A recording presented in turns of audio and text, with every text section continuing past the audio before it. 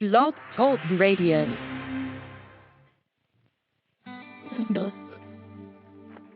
This is Critic Radio.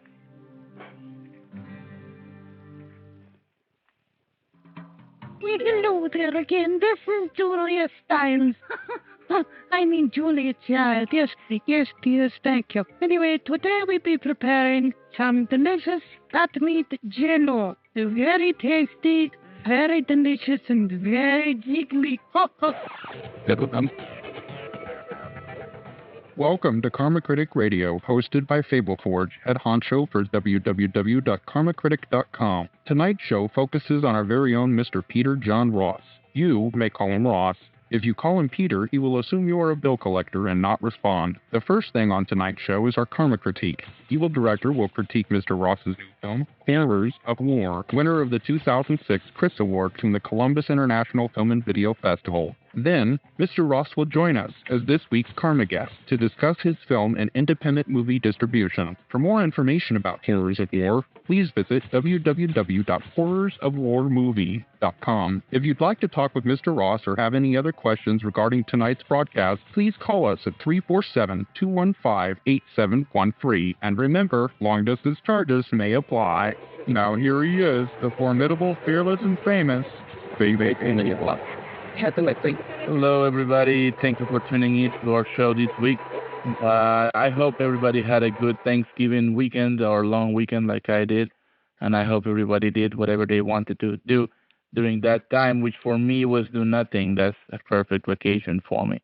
Let me just do a really quick check. Area code 614, is that sonnyboo? Yes, it is. Excellent. All right, just hold on. I'll introduce you. Okay, so we have everybody that we need to have on the line, and tonight is going to be a great show. This is my introduction. Karma Critic is a community of filmmakers. 98% of us are indies. Indie for independent. We make our own movies, and we get our own financing, and sometimes we get our own distribution deals. And one of the greatest tenets of Karma Critic is to learn. And we have a few members in our community that really have a lot to teach and really have a lot we can learn from. Sonnyboo is one of them because he has taken the concept of indie a lot further than most of us. He actually has made a movie that you can go and pick up in Blockbuster for rent or in Netflix or anywhere else, and you can actually pay money and go see it at home, and he gets part of that money. So that is the ideal. That is actually the final goal, and we have a lot to learn from him. We have a lot to ask. Ever since the founding of Karma Critic, Sonnyboo gave us something called Sonnyboo Tips for Filmmakers, which is a collection of how-to instructional videos. I recommend them to anybody. I consider myself a newbie in many things, and I have learned a lot of those videos. And so he's really a role model for us. And today the whole show is about him and what he has done. So the first segment, the Karma Critique, is going to be reviewing his film called Horrors of War. Now, I have a terrible pronunciation, so I want to make sure the first word is horrors, as in horrifying.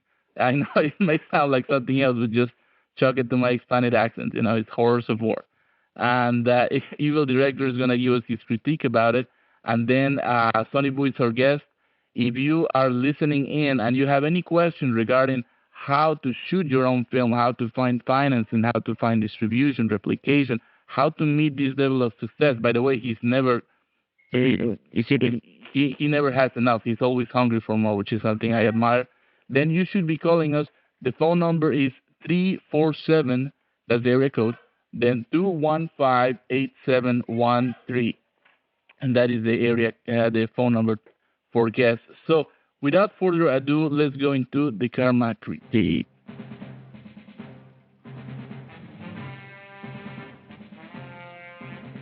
Great. But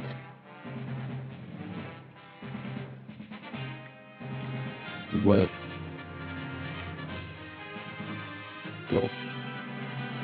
it's time for the Karma Critique with Evil Director. Anyway.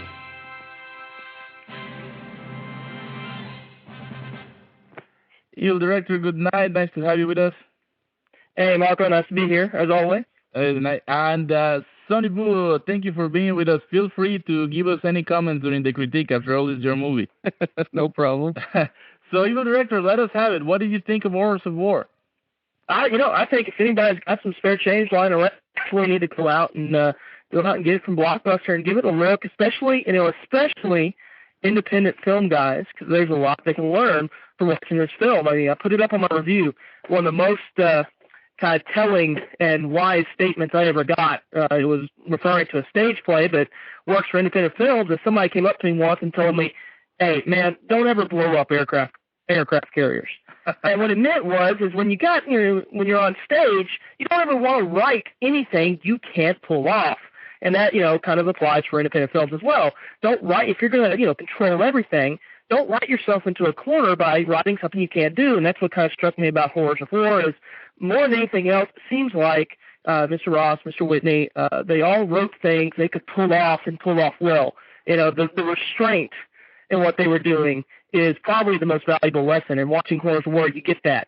They got these great locations that I'm assuming they knew they had when they were writing the script, or if they didn't, they found some, damn good ones. And they didn't write things they couldn't do. They didn't write, a Saving Private Ryan D-Day sequence where they're going to need 300 guys and a bunch of machine gun bullets. They kept it, everything is kind of squad level. It's a very smart way to do things. So it feels like they were writing for their budget. We did do a D-Day sequence, though. Because you know why I say this? Because I remember in one of the how-to pieces that you submitted, film tips, I remember there was a little CGI there of flying planes and some explosions.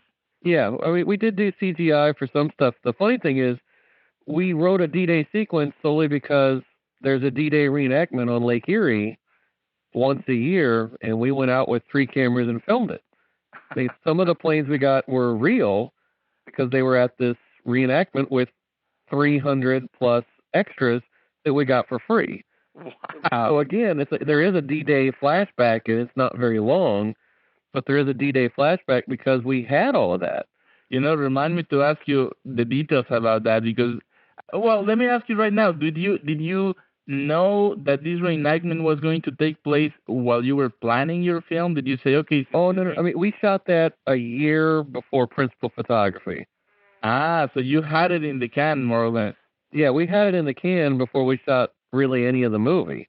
I see. But yeah, everything he's saying is absolutely true, which is, like, the church was something I saw 6 years before and have been holding off on using it as a location for 6 years, just trying to find the right time and story to use it with. Very interesting. I'm thinking as the audience right now, they're hearing about this movie, Horrors of War, and they're hearing about D-Day things, but they don't really know what the movie's about. Can you give us like a quick synopsis, evil director, more or less? I can. I think the neatest way to say it is it's a zombie World War II flick. I don't know if there's any others out there. I mean, I honestly don't know if there are any others out there ever. So, I mean, you take a World War II kind of squad combat flick and you made it with a zombie werewolf picture, and you've got Horrors of War. There are other zombie Nazi movies, but they're generally contemporary, where the Nazi zombies come back in contemporary times. Oh, I've never seen one where they mixed it with the combat stuff. There is a very old one, Bela Lugosi one. I don't know. I think it's called White Zombie, but I mean, don't quote me. But it takes place in Cambodia during World War II. Anyway, completely different movie. I'm just going on a tangent here. So for everybody who missed the synopsis, it's a movie that is a period movie. It takes place during World War II, but it involves zombies. Nazi. I mean, that's like my 2 favorite genres, and that if you had thrown a serial killer in there, that's it. That would have been the trifecta. So the concept is you have these very interesting characters who are fighting for their lives, and they are in this World War II scenario, and then they start to discover that Hitler or the Germans had experiments in the paranormal, which is a theme that Castle Wolfenstein touches upon. I'll go into more of that later. But first, what else can you tell us, Evil Director? I read your review, very comprehensive, by the way. Well, I can tell you a couple of things. And again, this film is good. I think, it's a compliment to Mr. Ross. This film, I think, is great for any aspiring filmmaker to watch, just to see how they did things and how they could get a product that people want to see with a budget that was workable. I do want to compliment the actors.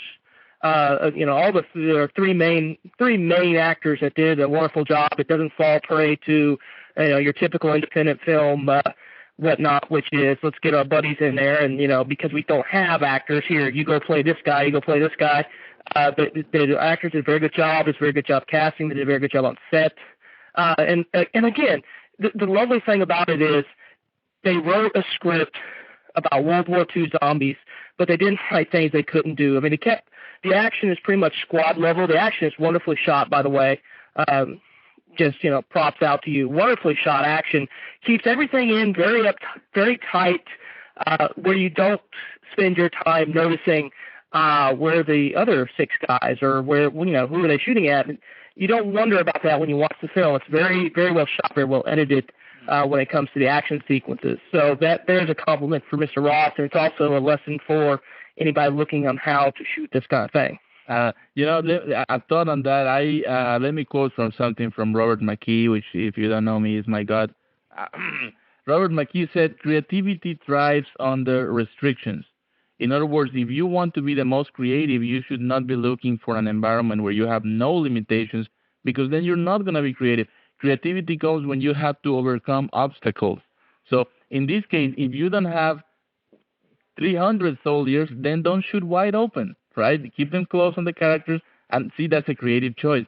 And I, from what I have seen, and I've seen some clips and some of the how-tos, I think it's a great compliment to Ross that they really did the best of what they had with the material.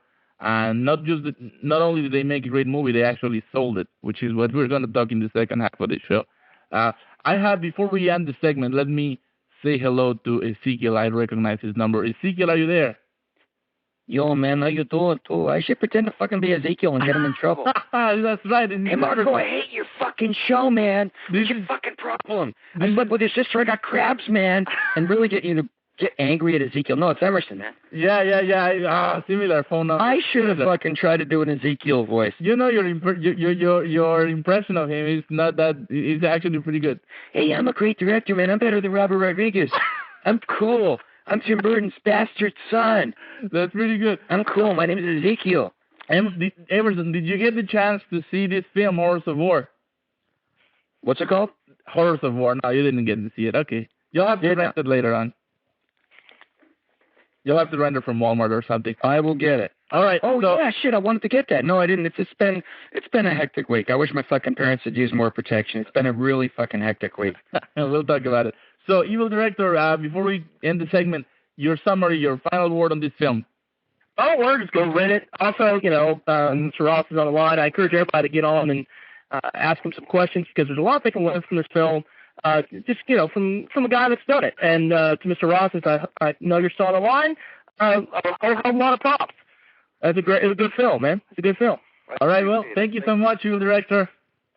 Thank you, Mother. Thank you. See you next week. All right, later. All right, so let's move on to the second section of our show.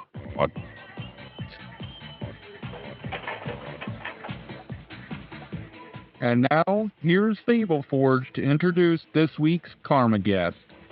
I can be intellect. Well, I can introduce him already. Sonnyboo, a filmmaker who is part of our community, KarmaCritic.com, has always shared his knowledge, and now is here with us to talk about his film Horrors of War and how he did it.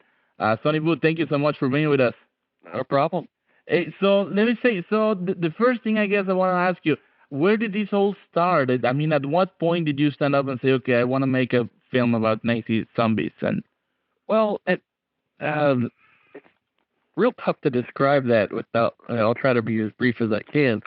It really started as I wanted to make my first feature, but being in Columbus, Ohio, doing your own feature solely by yourself was not as easy a task as you might think. So, I took this idea I had where I was on a train trip, my first trip over to Europe. I was on a train going from Paris, France to Heidelberg, Germany, and I was so excited to be there. And looking out the window of the train, I looked and I said, Jesus Christ, this looks just like Ohio. So I was really disappointed that it wasn't more exotic or different and weird, but that spawned an idea. I originally had this idea of doing it as a 20 or 30 minute short of super soldiers, but having it set in Iraq. But there's no desert in Ohio, so that was kind of out. then I thought about Korea and our trees and I don't look like the jungle, so that was out. And on the day that, just for some whim, I thought about that trip to Europe and thought about setting it in World War II. And on that same day, somebody put a posting on the local message board about, hey, if somebody has a camera for rent, I'm videotaping World War II reenactors. Everything just clicked in that one moment. And the funny part is this guy, I offered him the camera. I said, I'll loan you my camera for free if you get me in touch with these reenactors. Oh, okay. So he got me in touch with the reenactors directly. And on the event that he was supposed to videotape, he bailed on them without telling them. And I was there with a film camera and a video camera that I was going to loan to this guy, and I ended up videotaping his video for them. And they were so indebted because they'd already paid that guy half up front, and he disappeared on them. Oh, my God. So I shot the video, then edited it for him for free and gave it to him. Well, they loved me after that. We have here lesson number 1 and 2. 1 is you got to have relationships, you got to have contacts. 2, you got to have plan Bs because they leave you hanging, they leave you hanging dry. Yeah, I mean, some people... And the other observation, if you happen to live in Georgia, you might have made it in Vietnam. Yep. So it's just that Ohio happened to be like France. Pretty much France and Germany. I mean, different sections. I see. We used one property that had a lot of pine trees. We let that represent Germany for the most part. Now, this other part of the state really looked a lot like the hills of France, and so we shot there. I see. Now, I know that just recently, because I've been reading your post, these movies started getting like majorly distributed in like Netflix and Blockbuster, but and now it's 2007.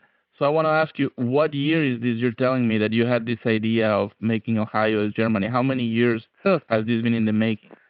I shot the first footage for this movie in 2003.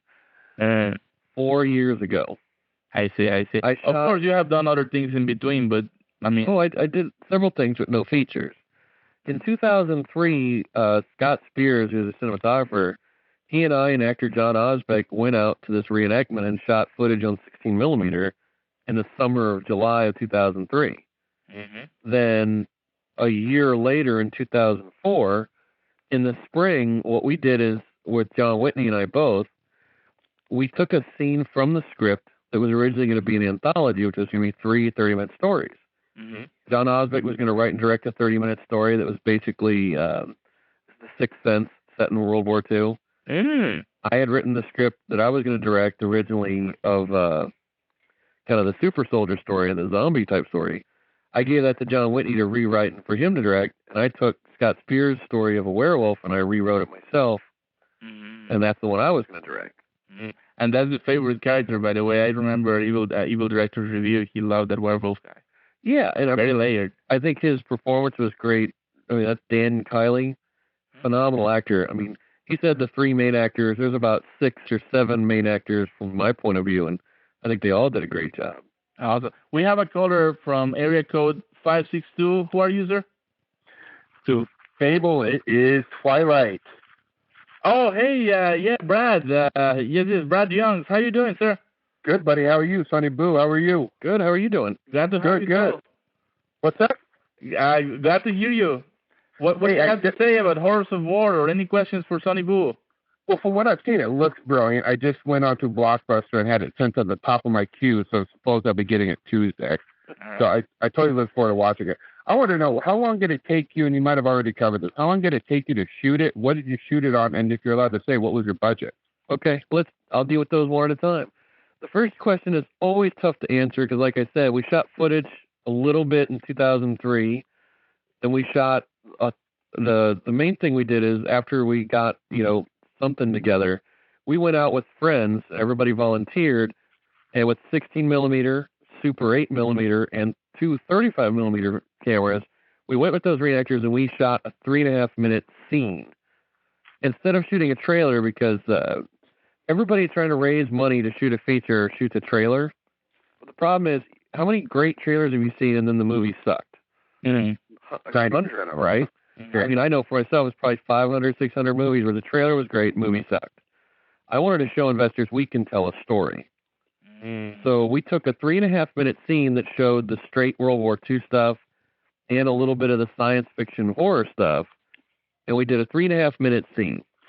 And that was one of the proudest days of my life. It was April 24th, 2004. It's one of the best days of my life because I had the real Peter Jackson moment where, it's like Lord of the Rings. I had 3 units shooting simultaneously, and here I am as director going from one unit to another to another. Wow. Let me ask you, though. I mean, that's a clip that you were going to show to investors. Yeah. So who financed that clip? Well, here's what happened was we had this clip, and I showed it on the web, and I showed it at a couple, I went to Indie Club, which is a similar group to Karma Critic. I went to an Indie Club meeting in Cleveland, and a producer named Sean Reed signed on right away going, I want to be involved with this movie. Mm-hmm. He got us an executive producer who pre-sold Japan for $45,000 based solely on the 3.5-minute scene. Oh. Wow. And, and it was shot multi-format. It shot 35 millimeter, Super 8, regular 16 millimeter. And, I paid for most of that out of my own pocket. And it was only, I think the funny part about it was shooting 35 millimeter and getting all this footage for a 3.5-minute scene. It was about, I think I spent a total of $500, a little under 600 maybe for just this scene. And that's 35 mil, 16 mil, and Super 8. That that seems like a very good deal. $500 for 3 units, shooting World War II stuff. Wow. Well, again, a lot of it was because the film was all donated. Nobody, sold me the film. They gave it to me. The 16 and 35. Mm-hmm. Everybody worked for free that day except for food, so it was all of $70 for food for the day. And we shot it all in a 9-hour day, 8 or 9 hour day. Wow. Because we had 3 units, we got a lot of coverage in very little time. So, I have these observations because what you're saying, I'm trying to put it in the point of view of someone who is learning and wants to do this. So one observation I see, many people have a great idea and they say, oh, I have a great idea. Let me put it in a business proposal, which is paper, and let me write it down, and they go get investors like that. What you did is you didn't just have a paper. You had a 3-minute scene that you financed with your own money. So anybody who sees that knows by default that you're serious. Yeah. I mean, you have something to show. I mean, we're talking about a pretty high concept. Mm-hmm. World War II zombie shot on film. If we don't show them something, that's going to be really tough to get across. I would highly recommend if you know someone that's an artist, at the very least, get them to draw it and make a DVD of it because DVDs are cheap. Mm-hmm. I mean, for us, it went from paper with a business plan to this video, but along with this video, we went 2 steps further. We went and made a video and shot a video of, all the people involved in the movie talking about what we're planning on doing, how we're planning on getting their money back, and we made like a 15-minute video to go along with our clips to show them this is kind of what behind-the-scenes videos will look like. This is kind of what we are intending to do. Right. We are. And the other lesson I observe here is that from the very beginning, you're already thinking business. Like many artists, they make the movie first and they worry about selling it later. Right? But from the very beginning, you're getting already free film donated to you, and you're already thinking of investors, and Japan bought it for $45,000 before it's made. Yeah, and that really helped us when raising money to say, look, we have this letter of intent, a contract with a company that as soon as we turn in the movie, we have a percentage of your money back. I mean, I worked as a broker for Bank One before they got bought out by Chase. I worked as a broker for 5 years, and I learned something about business doing that hands-on. And I got to know what do rich people want? How do you get them to part with their money? That was your outer voice. Yeah, I mean, it's like it's amazing how few filmmakers that are trying to make a living at it completely forget the second word of movie business. It's business. So biz, yeah. And so, by the way, Emerson and Brad, feel free to jump in anytime if you ever have anything to say. Oh, yeah, see you dropping. It's front. Hey, Brad, long time no see. What's happening? Hey, Emerson, how are you, buddy? Native caffeine, same shit. Same. Oh, hey, Sonny, you should, sonnyboo, I should say. You should post that 3-minute clip up on Karma to see what you did that actually got you your money. I can. Good idea. You read my fucking mind. I was going to say that, and I was going to look for the film. I didn't, and I apologize. It's just been all kinds of hectic. I cannot post that scene anymore because as a scene, it now belongs to the distributor. Under contract, I can't bootleg my own movie. Cool. I see. So I can't post that original scene. Although I will tell you, on the DVD that's for rent, it is the opening scene of the movie. So it's the very first thing. It's the very first thing you'll see. All right, so lessons. If you're serious about making your film, invest some of your own money. Number 2, think of business right from the get-go because that's what's gonna get your art made. Well, yeah, I mean, I would phrase it this way: that if you're making a movie, it's a personal movie just for yourself. Don't even think about those things. Don't worry about it. But if you're trying to get investors' money, you are under obligation to think about how you're getting their money back. Of course. And so there's two different things. If you can afford to make the movie for tens of dollars, then do it and have total control and do it as an artist however you want. Yeah, I agree with you from a theory point of view, but in reality, who really makes movies for himself, though? There's the porno ones. You share them with your wife, and that's it. Yeah, I mean, there's some people that are like that. Some people that have that kind of artistic masturbation they want to get off their chest, and by all means, do it. Work at it. I think we're all doing that until we get paid. We're all doing that until something happens. We're all doing it. But our goal is to get money at some point, right? Of course. But here's the sad thing. I mean, many times, and this I hear from friends of mine that I believe they don't know. Many times I hear people say, I don't care if this makes money. I don't care to make money to make business. I just want to show my art. And, bullshit. I don't agree with that point of view. Well, I think I respect that. I just don't share it. Yeah, can I say something? I used to have that feeling, and I broke so many deals. I've broken so many fucking deals and movies just because I'm angry at the director, I'm angry at the writer, the other writer, somebody fucks up my script. One time I didn't want a movie because I didn't like the actor, and, nobody's going to fuck up my vision. Fuck that. Vision doesn't pay the rent. So what was that? I have a lot of caffeine in my life, and I fucked up my car. I keep buying cars and crashing them. So when I make more money, I'm going to fucking get a car that I'm not going to crash. And then I got to get more caffeine. So I'm not going to do that if I just write my fucking vision. You need a Volvo, but who's going to pay for it, right? Yeah. I mean, well, what? That's not, I mean, there's a script, there's a movie I want to do. It's really high on my list. I'm shooting on black and white. There's no music, no dialogue. 2 characters don't say one fucking word to each other through the entire screen, the entire movie, the entire first half of the movie. Feature-length movie? Huh? Feature-length? Feature-length. No music, no dialogue. Shooting on black and white. It's the entire movie is the first half is shot outside in the rain where the camera follows this person who's following this other person, and then the second half is inside in this house. It's dark. It's annoying, it's claustrophobic. Now, if I were pitching this to an investor, although I'm going to do it with my own money, but if I were pitching it to an investor, I can make it sound really cool, But this young 8-year-old runaway who's befriended by a homeless serial killer. Whoa, like 50 dead people, and it sounds cool. The fact is, it's a dark little art house film, and 99% of everybody who sees it is going to run from the theater. But the 1 or 2 people that stay are going to say, "Dude, this is cool. Go see it." And that's the audience it's for, because it's a story I want to tell. But in the meantime, I'm also, explosions and action and special effects scripts, or, idiots killing each other in a pool hole, by a poolside or whatever. For Ezekiel, it's like, you got to write shit that's commercial, and then, every once in a while do something that you want to do, and that's cool. But you can't just say, "Oh, I'm going to do my own little movies," and that's what Woody Allen did. Right, and after a while, it's annoying. Yeah, and and he's rich, and he's Woody Allen. But let me ask you something to both of you. First to sonnyboo, and then I'm going to ask Emerson.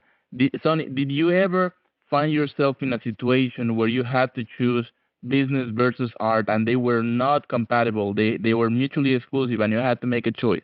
Yeah, here's the thing that was interesting about my experience with Forest War was I got to deal with the miniaturized version of what the Hollywood studio system's like. Our executive producer, who was investing a percentage into the movie, but was also making these sales, he had requests and he had demands.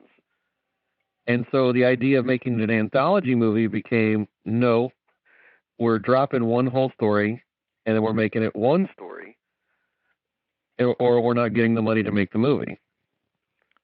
Oh, okay. So who wanted the anthology? We did. We wanted. But he wanted a whole story. He wanted, because here's the thing where, as a businessman, I chose to give him his way.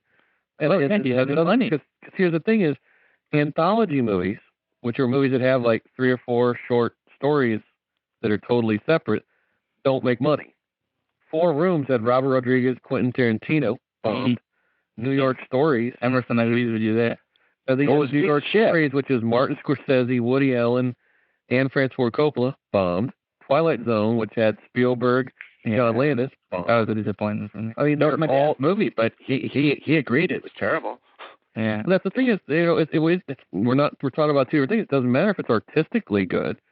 So the guy had a point, had reasons behind his demands, and you finally saw those reasons. Well, it wasn't even finally. It's like we fought it for a short time and said, you know what, he's right. In that, we do want to make a movie that makes money also, even though it wasn't artistically exactly what we wanted. And I'll be the first to criticize that aspect of my own movie, which is both John Whitney and I both, in our respective halves of the movie, we were still too in love with things we were trying to do before we made it one story. I mean, I feel like, I'm going to be the first person to point out a flaw of my own movie, which is, we should have put more focus on what had now become the lead character of both stories. The werewolf. No, the other guy, Schmidt. There's a character named Schmidt who basically is the eyes of the audience, but we didn't make the audience empathize with him enough. We're too in love with doing the story the way we originally intended. We didn't put the focus on this character the way we should have. I see. I mean, this is one of those things where, as a director, I have hindsight. But I guess what I was driving at is, if you are skilled enough, can you make business and art compatible? Yes, you can. And I think that's the thing is, absolutely you can. I don't feel that our movie is a failure by any stretch of the imagination. I mean, I really enjoy the movie, warts and all. I like our movie. Right. And so I feel like we artistically still achieved a lot on the art level that have nothing to do with business, even though the business choices affected the art.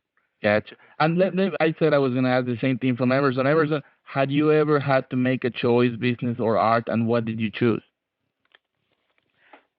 Honest and true, I had a choice between business and art, and I chose to just do it. I chose to be artistic. And how did that work out for you? Ultimately, I took my name off the movie because the director just chose to be stupid. So, but I wanted it to be artistic. So one of my pictures, I wrote the whole thing as sort of an allegorical love story. There was no dialogue. It was just two characters, in the middle of nowhere. We never know whether it's Adam or whether it's Eve. My pet cobra got to play what may or may not have been Lucifer, but it's never made clear. And it's just the whole thing was this allegorical love story about this woman out in the middle of nowhere with somebody who may or may not be Adam. And it's kind of cool. I mean, where else do you get to see a beautiful naked chick on a riverbank with a fucking cobra? It was cool. And my cobra, beautiful snake, and the statute of limitations is long since over, but it was stolen. Okay, I got it from somebody ripped it from a zoo, and I bought it. And that was years ago. But I took my name off the movie because the director, beautiful woman, her name was Erica, and if she were here, I'd kill her in so many ways for fucking up my movie. But I took my name off because, she fucked it up. But I wanted it to be artistic, and I knew that, a movie with no dialogue, and it's like I knew it was real iffy. But the whole thing, it was as if it was. I wrote it actually when I attacked the project. There's a director. I want to say his name was Buñuel. I know I'm mispronouncing it, but foreign director, great filmmaker. And Luis Buñuel, maybe you're talking about. Huh? Luis Buñuel. Yeah, Luis Buñuel. Yeah, Buñuel. Luis Buñuel. Cool name. I can't fucking pronounce it. Yeah, it's American, like Easy and Me, I think. Okay. When I made the movie, I imagined it's like, if this guy had the script, what would he do? And that's what I did. And I just want people to look at it and think it was a movie from some other country made in the 60s. Wow. That's when I did it. That's what I wanted it to be. Let me ask you the same follow-up. Do you think that you can make business and art compatible? Fuck yeah. Yeah, Stanley Kubrick did it every time. Yeah, that's what I agree with. Minus Spartacus. Speaking of business and art, we have someone new on the line, and I think this time is the main pirate, Ezekiel. Is that you? Hey, it's Ezekiel! Hey, What's up, Easy? how y'all doing? Hey, What's up, man? Emerson. Hey, I got the Turds Man, star of A Dark and Stormy Night, and I also got the producer of Stormy Night, Mr. Brian O'Shab, on the line. Let me say a quick introduction. Ezekiel has just finished principal photography for his own movie, An Dark and Stormy Night, and he was calling me every other day, and it seems like it was a grueling thing, like, 18 hours with no sleep, under the rain, shivering and getting cold, and with no food. No, I made up the part about no food. But anyway, they're done, and they made a good movie, so glad to have you with us, sir. And hello, Brian. Nice to finally meet you. Hey, how you doing? Hey, Brian. What's up, Brian?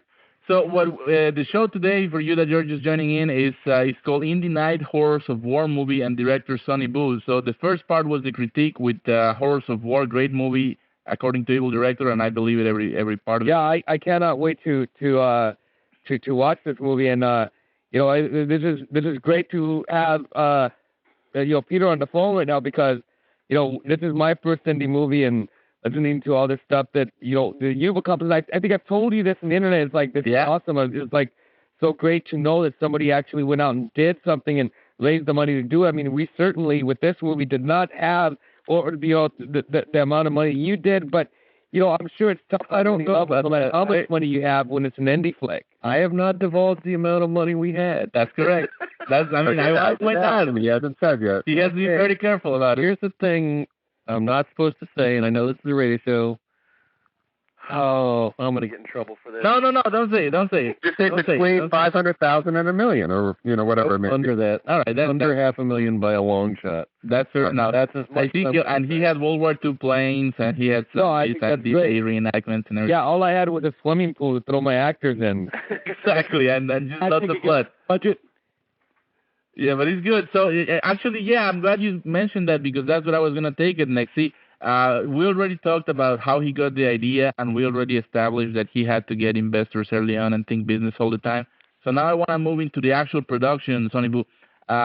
Once you got that money, tell me of some of the challenges that you had in using it and scheduling your production, and did you have to deal with unexpected? How was your principal photography like? Principal photography in many ways was a dream, mostly because of producers Phil Garrett and Sean Reed. Sean Reed is now back out in L.A., but he had directed and produced his own feature called Redemption, which he shot HD.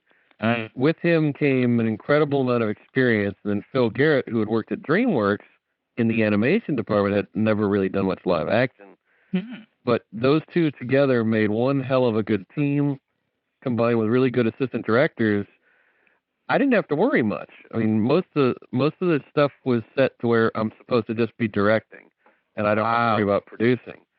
And that's what a really good producer team and production staff can do for you. I see. So once everything was in place, you just show up on the sets, call the shots, and go home, and pretty much. I mean, home was like go to your room, but because a lot of times, like the first few nights of shooting, I mean, I made a video just about the first day for me, which was I decided to throw in making a night shoot. I wanted to get the hard stuff out of the way first, and God, that was a mistake. I mean, because you started with the hardest part. We started with hard stuff. We did it as a night shoot.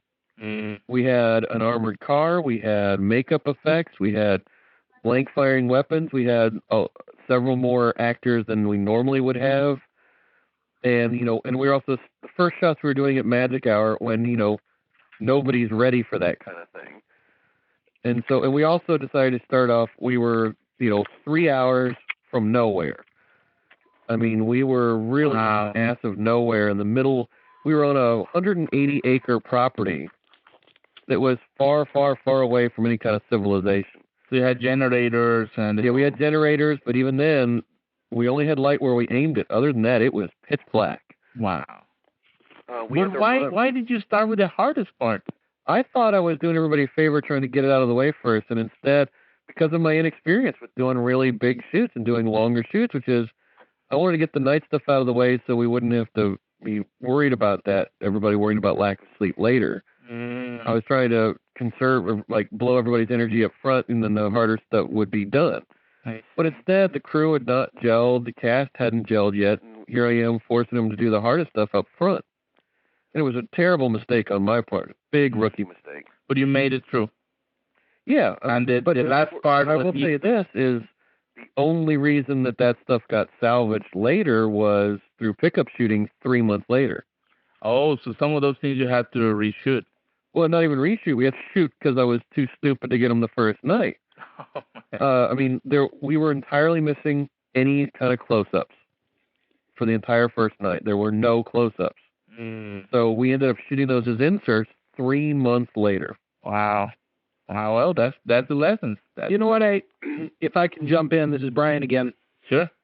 You know what I really appreciate about the conversation is your candor. It's kind of refreshing because, so many people, when a mistake is made, or they did something that they would have preferred not to have done, it's usually covered up with, oh, well, we did this and yada yada, and I think that really speaks volumes about kind of who you are to be able to step up and say, in a forum like this and say, hey, it was a rookie mistake. I've never heard anybody kind of come out and say that. So I think that.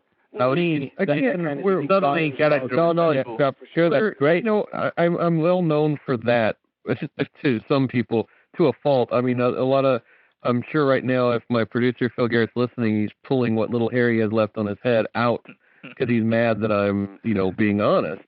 But I mean, I don't feel that I have a choice. I mean, I feel like this is how people learn. And I like to put the warts out there and all. Maybe I'm inspired because I just got my DVD and watched it for the first time of Hearts of Darkness on the making of Apocalypse Now. But man, I don't mind putting it out there. And hold on. I mean, but you know what we you guys, you know what we learned really, really quick. And this happened the first 3 days before principal photography started. And one of the things that I wanted to do was have the entire cast together to hang out, go out for dinner, have a few drinks, get to know each other, have the chemistry build, correct? So, but here was the mistake that we weren't prepared for. And Peter, maybe you can talk about how important it is to keep the cast well fed at every second and minute of the day. It's the same thing as an army, man. An actor marches on his stomach. Same fucking thing. I'll tell you this right now. One of the best moves we made was getting the most incredible caterer that also did craft services for the entire shoot. Her name is Deb Soper. She did such a great job. No one complained about the food on our movie. Oh, we had tons of complaints on ours, man. We had a bunch of white people eating burritos every day. Can you imagine what that's like?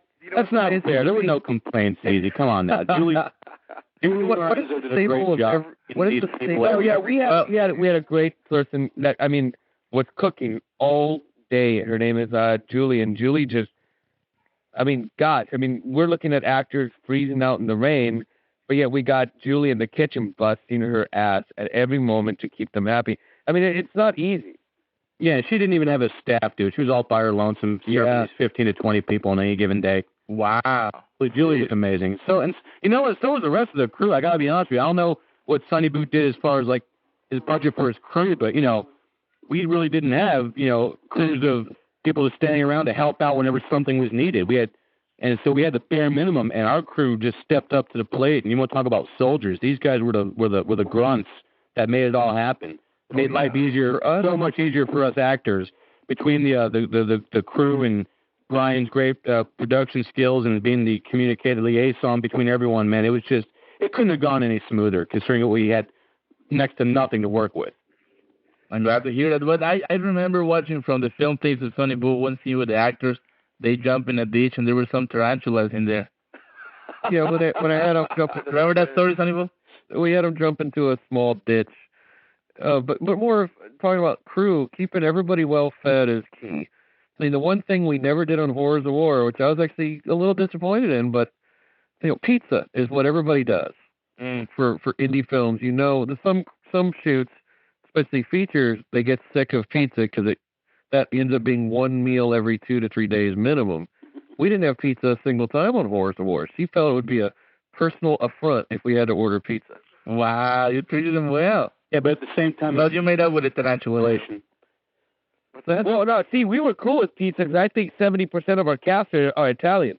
Well, they are now. And plus, pizza are actually a key prop in the movie, so we had no choice. We had to order pizza like 7 times because we had pizza in almost every shot in the movie. Let me move on to the last part of the conversation. This is something everyone, I think, here is very interested in hearing about: distribution. sonnyboo, I would like. Oh, what's going on? Somebody's phone is. Somebody's calling somebody. Okay, all right. Funky town. So, Sonnyboo, first I would like you to tell us what kind of distribution do you have already, and then I'd like you to tell us how you got it. Okay. Like I said earlier, part of the benefit and hindrance we had was pre-selling countries before we'd shot a frame of the movie aside from the 3-minute scene. Part of the problem became we shot that 3.5-minute scene never, ever intending it to be in the movie. It was just for investors alone. That was only to be shown to investors and be as a sample of what the movie itself would be like. When we finally got around to principal photography, we'd recast 2 of the, or 3 or 4 of the roles in that. The only one actor was the same.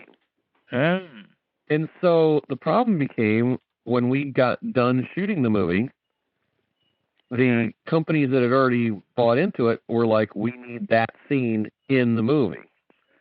But we didn't know where to put it. More importantly, we have 3 actors in it that are playing, 2 of them are playing different roles, and the other 2 actors are being played by someone else. Why did they insist on having that scene there? Because that's what they paid for. Yeah. Wow. They saw that scene and they said, if we're buying this movie, we want that scene in it. So what did you do? We had to find a way to make it work. So it opens the movie and a simple title that says 6 months earlier, and we had to edit it to where the dialogue that says the character's name is omitted. So we had to recut the scene to remove anything where the characters call each other by name, except for the one guy whose name is the same. There you go. Oh, how funny. So we had to make it work that way, but I'm still not thrilled about that. I mean, I love the scene, but it makes the edit that's available on DVD, it's non-linear, and nobody gets it. Well, that's what you call creative editing, and, creativity springs from limitations. So, what kind of, for instance, I know that your DVD is right now in Netflix, and I know it's in Blockbuster. How did that happen? So what happened was we had sold a bunch of these other countries first. So it got released in Malaysia, it got released in Belgium, Netherlands, Luxembourg, Japan. Who translated it? They do that themselves. You make very little money on a lot of these foreign countries because you give them an M&E track, the music and effects only track. They pay and have the actors of which you have no say or direction over. They dub the voices or type the subtitles. You get no say in it. I see. Yeah, by the way, was that theatrical or DVD? For DVD. We did not do theatrical for this. The only theatrical is when I took it on the road and we did things through Landmark Theaters where we screened it through the U.S. We took this to the American film market in Santa Monica in the fall. It goes to Cannes in the spring every year, trying to sell different rights to different countries. We could not really bag the right American deal. We were getting offers, but it was for either they wanted the movie for several years or they wanted it for too little money. We wanted more money out of it, so we were trying to make the best deal. And we waited until summer of 2006 when we finally finished the deal with Maverick Entertainment. So Maverick Entertainment is the one that was going to take it from us. They were giving us a cash advance, up the amount of which I can't disclose. They were giving us a cash advance, and they were going to distribute it. And to this day, I have no idea what exactly they were waiting for, but they held the movie for a year and 3 months. Ouch. Before they actually put it out. By that time, Sci-Fi Channel had released their own movie called SS Doom Trooper, which bears unholy similarities, although I don't necessarily believe they ripped us off or anything like that. It just was so similar, and it was already out. Our movie was losing steam like crazy, waiting for I still don't know what. I don't have anything against Maverick. I just don't have the slightest clue what they were waiting for to release the movie. Very interesting. So what finally, broke the stalemate?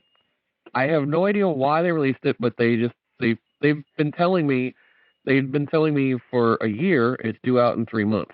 Every 3 months I'd hear in 3 months it'll be out, and 3 months it'll be out. I see. So finally I got a DVD cover and an actual release date of November 6th. I see. So you just suddenly got notice. They just suddenly told you this is it. Yep. And they put it, and they have their own deals with Blockbuster and Netflix and everything else, right? Yes. But part of it was also that you guys were trying to get the most money out of the project, correct? Yeah, but we'd already gotten the deal that nothing changes for us for the last, 15 months. Okay, no, so what I was trying to get to was, just earlier you guys were talking about art versus business, and everybody says art. No, Emerson said art. Baloney! You want the best money possible. Yeah, Sonnyboo agrees with you with that, and I Well, here's do. the thing is, like, Hey, I don't make movies for art, man. I make it because it's a business. I want to make a living, dude. If I wanted to be an artist, I'd go and make YouTube films and work at Albertson. Yeah, no say names. The thing is, for me, it is business. I mean, to me, That's why it's called no business, homie. the thing is, making a movie can be artistic.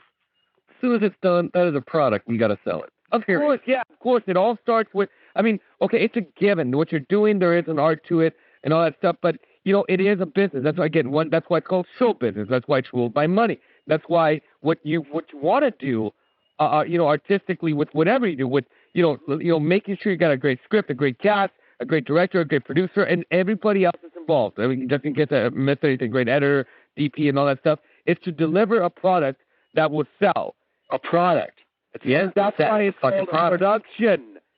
It's not called artiction or whatever. Yeah. I agree with that completely. It is.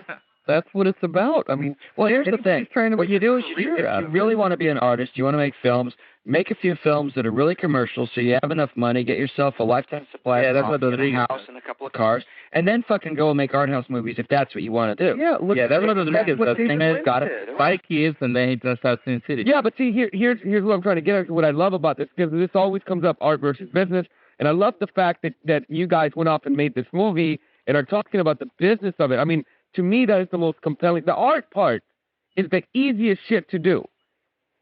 Yeah, we talked about that at the beginning, how he got the idea. If you're able to get a talented group of people to pull together and do something, all the different arts collide, and the directors and producers, they're basically creative managers. They're not. I mean, that's a better word for them. The writers, director, all these people that are in charge of production, creative manager, managing every talent involved. But the point is that you want to make some money off. Absolutely. Right? Let me ask you a question. Sonnyboo, did you ever have to pay for replication of DVDs? no. The distributor took care of that. Oh yeah. We didn't have to pay for any part of that. I mean, here's a great part though. Here's one of the few slights that I feel is I talked to them because I was trying to get free DVDs, not even for me and the cast and crew. I was trying to get them for giveaways on sites. Ain't It Cool News was willing to do 5 free Wars of War DVD giveaways. Wow. Fangoria was willing to do it. All these people are willing to do it, and I'm going to them going, I need a box of DVDs to promote the movie. Right. Because that's what all the major studios do with their movies. I mean, you see their giveaways all the time. I went to them, and they were like, I don't know. And I was like, well, I do want to get them. Can we get them at cost for the cast and crew? And they're like, no. We have a one-time only deal, 30 DVDs at 40% off.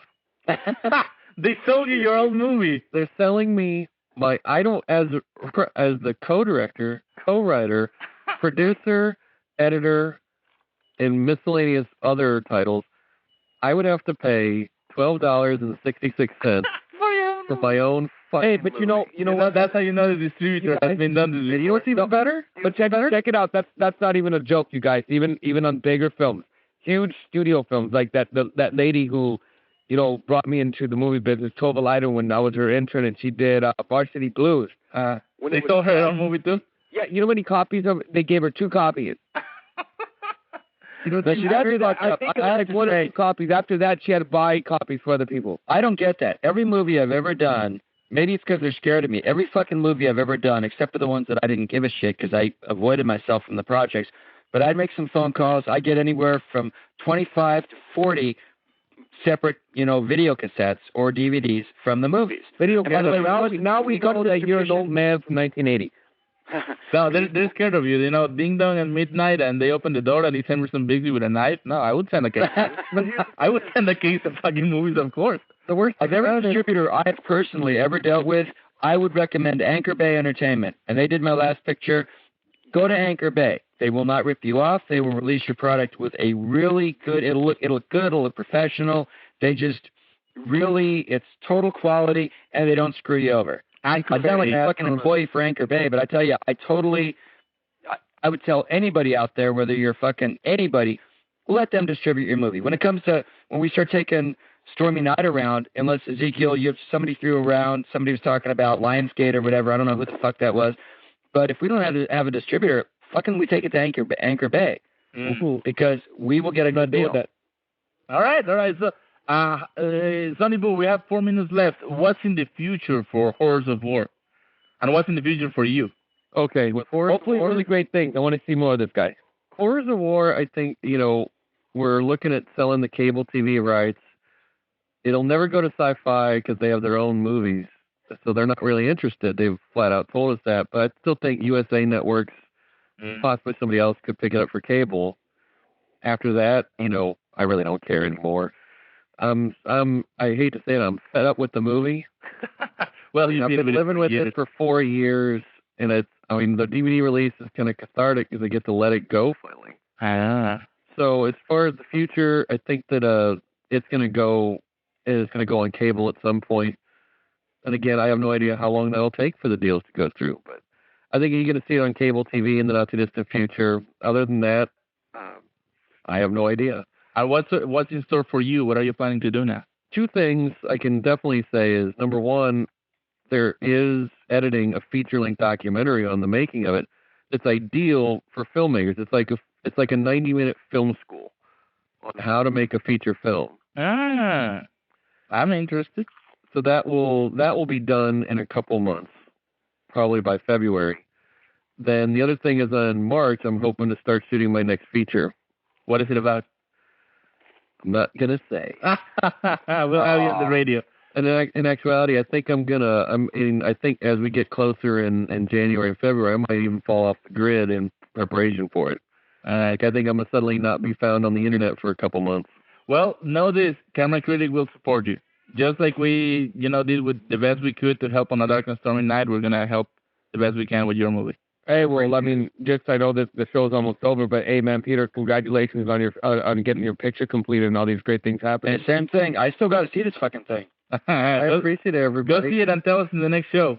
It's at the top of my Netflix queue, but I still haven't sent back Man from Earth, so I got to wait a little bit longer. Yeah, I guess the only thing you have to worry about, Peter, is hope that Dark and Stormy Night doesn't get released the same weekend Horrors. That'll be fun. Yeah, that'll be fun.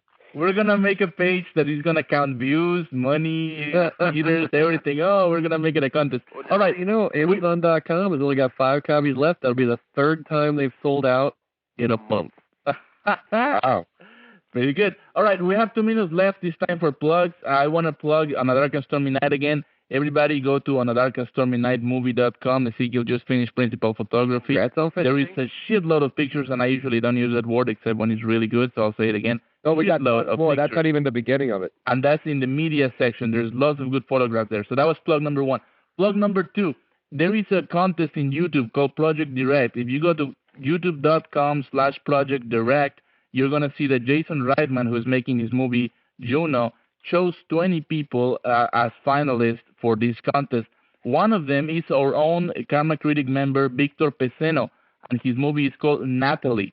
So if you go to youtube.com/Project Direct and then click on vote and then search for Natalie and then you give him the thumbs up, that will be the best action you'll do on your day. That's your good deed for the day.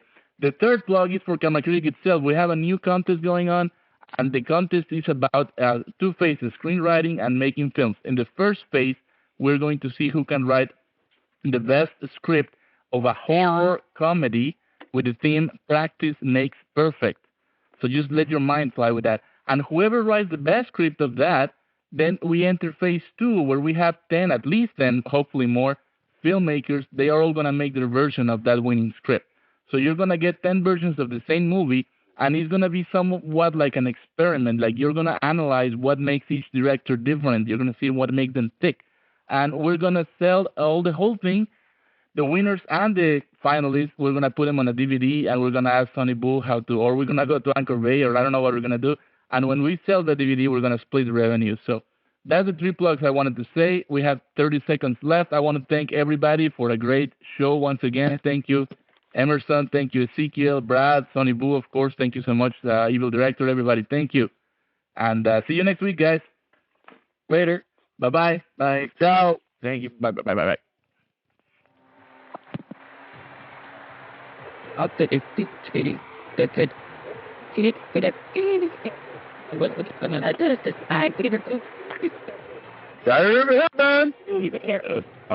The message is very simple. Think for yourself and question authority. Mine and read part of them making here with videos, use with the American public, and they will know where I stand as they do from what I have written and the way I have written them for Americanism for many years. I go stand away from the stage for the Bill of Rights and dynamite. I consider myself the luckiest man on the face of the earth. So it is not surprising that some would have us stay where we are. But this country of the United States was not built by those who waited and rested and waited to look behind them.